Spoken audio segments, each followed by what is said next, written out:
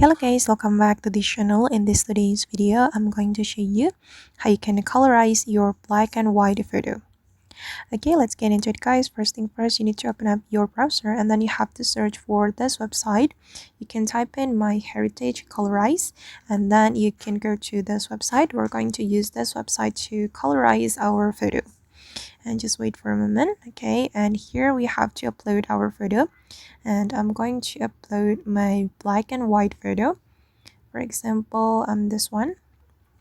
Okay, and then we just need to wait for a moment and the photo will be colorized.